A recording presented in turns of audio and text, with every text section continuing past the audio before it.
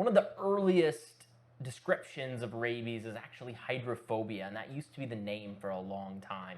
Rabies has been around for a long time, and if you want to learn about how this may affect you or your pet, feel free to check that out up here. It'll be in the link in the description down below as well for the first one of these videos. The time prior to Louis Pasteur was a very interesting one where rabies was very frequently diagnosed, very frequently seen, and yet there was no cure. Yet there was no understanding of what it was. There was no understanding or little understanding of how it was spread. It was often attributed to dogs and dog bites, which was correct, but it was also attributed to many other things, especially in contrast to many other diseases of the day. This one would create violent and crazed people with very finite periods of lucidity. There were a lot of descriptions of hydrophobia in the past, and a lot of these looked a little bit like this, where a patient would one day descend into a crazed and unmanageable state. People would be unable to talk to them or contribute to them or anything. They would want nothing more than to drink water, yet they couldn't. Not at the beginning because their throat or because their mouth would not work in that way, but because of the fear of water. Their bodies would revolt against the thought of water. They would bring a bowl, if they could even get that far, they would bring a bowl or a glass of water up to their lips, and it would fall out of their hands like it was of its own volition, with no ability to force themselves to drink water. And yet all they wanted, all they could do was go and endure the torment of desiring water, but hating nothing more than water. It's such a weird paradox because there was no understanding of science or infectious diseases. Really, people had little understanding of what the brain was or what it did.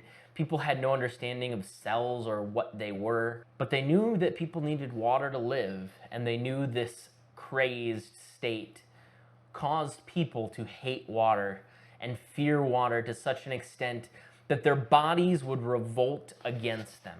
And this really was the description of transforming a human into a beast, where people would go through this crazed state, this state where they would be extremely violent and then transition to a period of lucidity and peacefulness. This vision about rabies has always been about a man turning into a beast.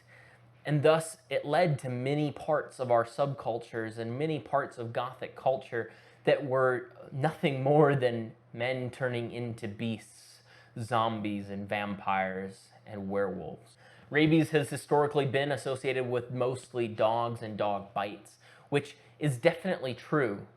It has been, and throughout history, more people have died of rabies because of the dog bite than any other animal that has spread it to people. And the Greeks were the first to come up with the word rabies, and it was their version of Lyssa, fear, violence, etc., that it really came down to that. And it was the Greeks that first proposed the now thought of as ludicrous cure method for dogs, or preventing rabies in dogs, because they thought of it as a worm that infected the body. And they would take the frenulum, which is out of dogs, because they thought that worm is what allowed them to get rabies, and if they took it out, they would no longer be able to get rabies. And that is obviously untrue and not a good way of controlling rabies.